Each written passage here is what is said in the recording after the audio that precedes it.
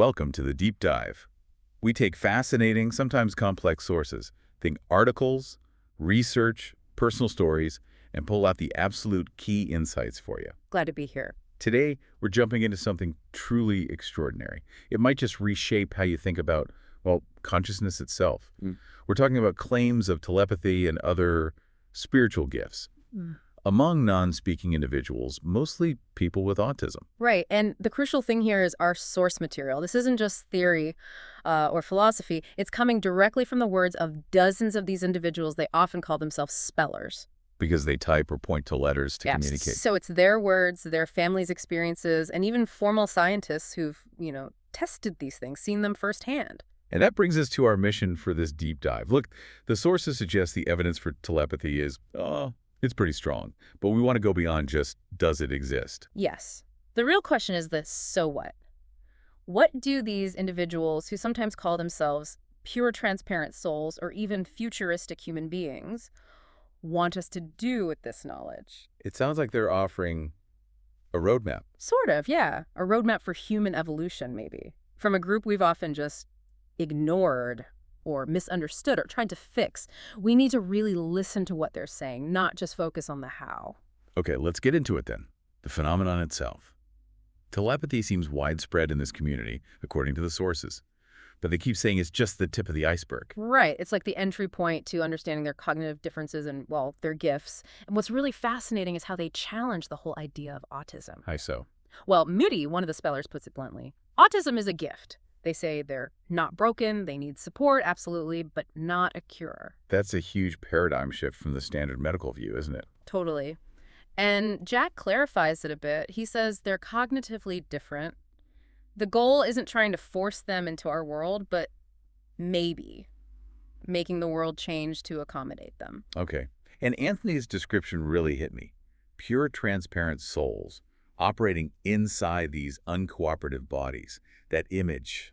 It captures that sense of disconnect, doesn't it? A full consciousness kind of trapped. It seems central to their experience. And Alex D's analogy, like running different entire operating systems. Not a worse system, just fundamentally different. Exactly. Which might explain why something like telepathy feels more natural or accessible to them. So let's make this concrete. Can you share some specific examples from the sources? How does this telepathy actually manifest? Sure. There's Mia in Mexico. She actually wrote in her diary she believes she could read minds since she was in her mother's womb. Wow. Okay. And her mother, Alana, did the simple test.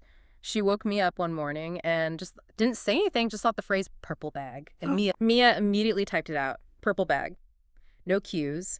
And Mia also talks about seeing colors around letters and numbers, synesthesia. She says it helps her communicate. Another sign of that different operating system. Okay, that's compelling. What about a quill? His mother, Manisha, describes it as this kind of mental merging. Like Aquil uses her mind, her blackboard as she calls it, to formulate his thoughts before typing them. So a shared mental space. Seems like it. And Aquil himself revealed something incredible about his own mind-body connection, or lack thereof.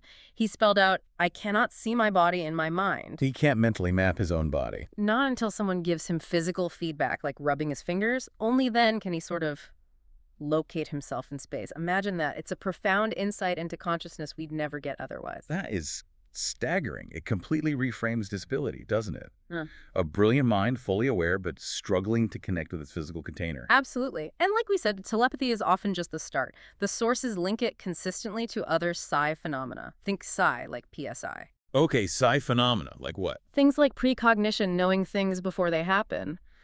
Amelia warned her mother about a shooting days beforehand, though apparently cryptically. There are claims of bilocation, being in two places at once, and savant skills. Right, you see that with Kyle, perfect pitch, composing music, or Lily understanding multiple languages, even ancient ones like hieroglyphics. And a really common one, communication with people who've passed away. They talk about it quite casually, like having telepathic meetup appointments. Okay, this is where the skepticism really kicks in for most people, right? These claims are so far outside the norm. How did the researchers try to validate this scientifically? Yeah, and the sources detailed this struggle. Dr. Diane Powell, the lead researcher, knew she'd face intense skepticism, so she set up really rigorous testing protocols. But they ran into the materialist paradigm wall, didn't they? They absolutely did. It's this dominant scientific view that basically if you can't measure it with current tools, it's not real. End of story. Telepathy falls squarely into that not real category for mainstream science. And that hurt them early on. I remember reading about Mia's tests. Yes, she had 100% accuracy, identifying random numbers and words sent only to her mother's phone. Things Mia couldn't possibly see or hear. 100%. But it was rejected. Why? Because her mother provided light physical support on her arm or hand while she typed. Even though the info source was clearly separate, the slightest touch meant skeptics could claim unconscious cueing. So, boom, results dismissed. Despite the perfect accuracy, that must have been incredibly frustrating. Hugely. So, the obvious next step was testing without any physical contact whatsoever. And did that work? It did. A quill, for instance. In controlled tests, no touching allowed, he got 100% accuracy again. Identifying random words, the administrator was just thinking like, onion? Tiger? Just thinking, not written down anywhere he could see. Nope. And even answers to complex math problems done on a calculator hidden from view. He'd type out the exact multi-digit answer. The odds are just astronomical against chance. Wow. And Houston, too. The sources mentioned number tests and book tests. Yeah, Houston was consistently accurate. The book tests were amazing. His mother would silently read a passage from a complex text like an Old English Bible, and Houston would type out long, accurate sentences from the passage she was only reading in her head. Okay, that directly counters the subtle cueing argument, doesn't it? No physical contact, information only in the mother's mind. Exactly, it bypasses it completely. So the next step was looking for physiological evidence. Can we measure anything happening in the brain during this? That led to Dr. Jeff Tarrant's QEEG scans. QEEG, that's like a detailed brain map, right? Quantitative EEG. Yeah. What did the scans show for Mia and Houston? Dr. Tarrant found significant changes in their brainwave patterns during the telepathy tasks, measurable shifts. It suggested they had to consciously switch into a different state to receive the information. Okay, a measurable brain change, that's big. But then came the John Paul case, which was different. Totally different and kind of paradigm shifting. John Paul, before he tragically passed away, also did these tests with 100% accuracy, but his QEEG showed no change. No change at all, while being accurate. None. Dr. Tarrant's conclusion was stunning. John Paul didn't need to shift states because he was, and I quote, always in a telepathic state. Wow. So for him, it wasn't an effort, it was just his baseline reality. Seems like it. These QEEG results really challenge the idea they're faking it or being cued. But, you know, the materialist wall is high.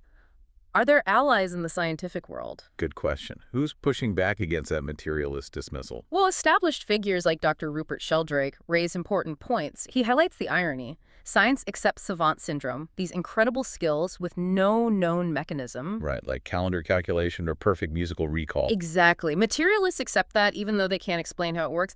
But telepathy, dismissed as pseudoscience just because the mechanism is unknown, it's inconsistent, isn't it? It really is. You accept one unexplained phenomenon, but not another. Sheldrake also points to animal telepathy research that's shown positive results. Dogs knowing when their owners are coming home way before they're in sight or earshot.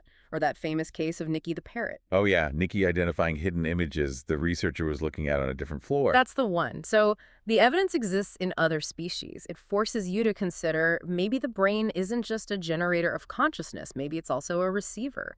And some receivers are just tuned differently. Okay, that idea, the brain as receiver, really opens the door to the next level of claims from these non-speakers, doesn't it?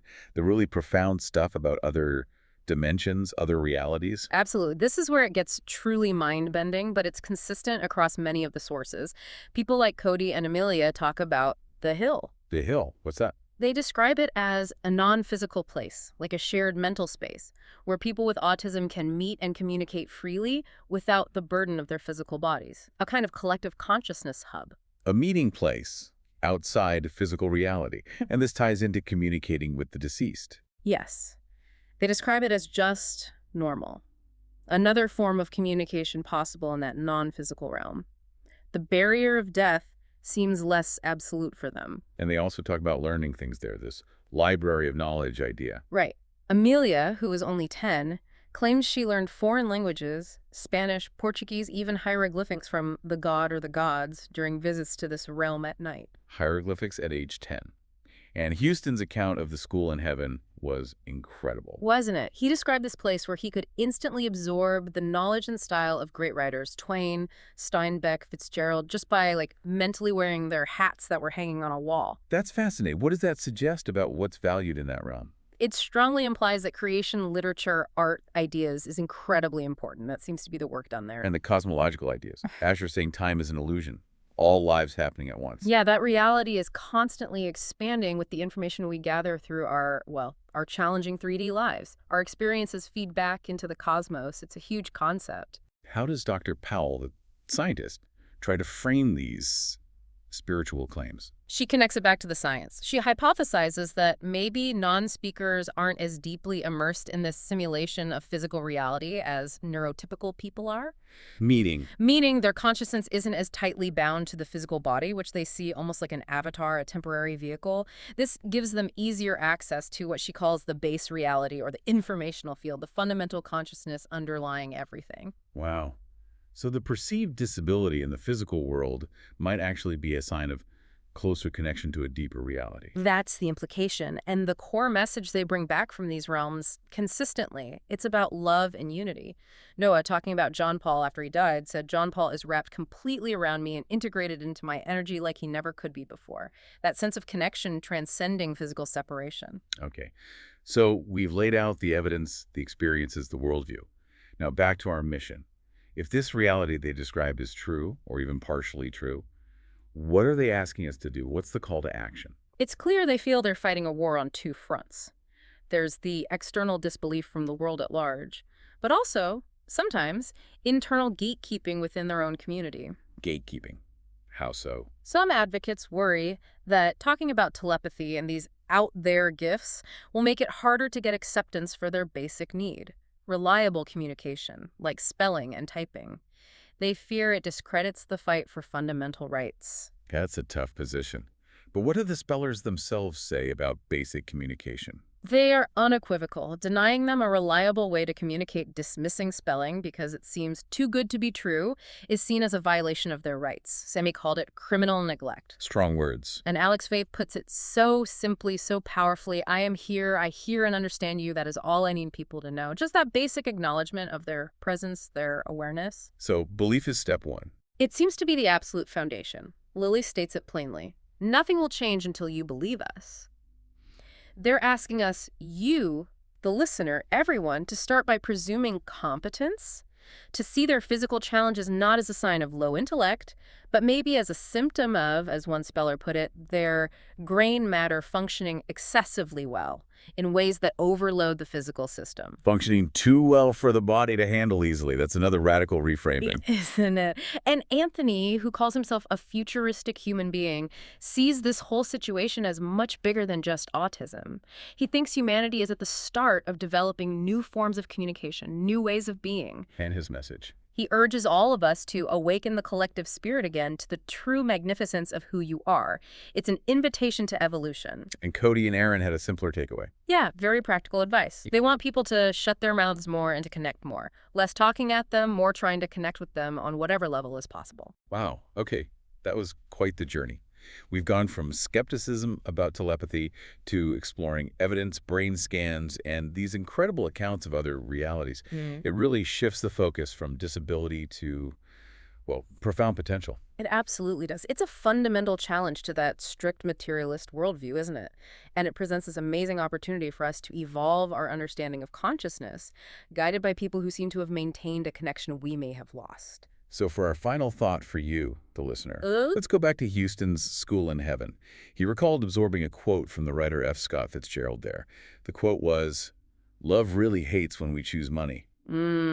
That's potent. It really is. And given how consistently these non-speakers emphasize the eternal value of love and creation art, literature, ideas, the stuff valued in that heavenly school, maybe consider this. If the real purpose of our time here, in this messy 3D reality, is to generate new information, to create, to love, what things are you prioritizing right now? What choices are you making, perhaps driven by materialism or fear that love truly hates? It's a deep question, one only you can answer. But maybe the real human, the evolved human they speak of, maybe it's simply the one who consistently chooses love and creation over everything else. Something to definitely reflect on. Thank you for joining us for this deep dive.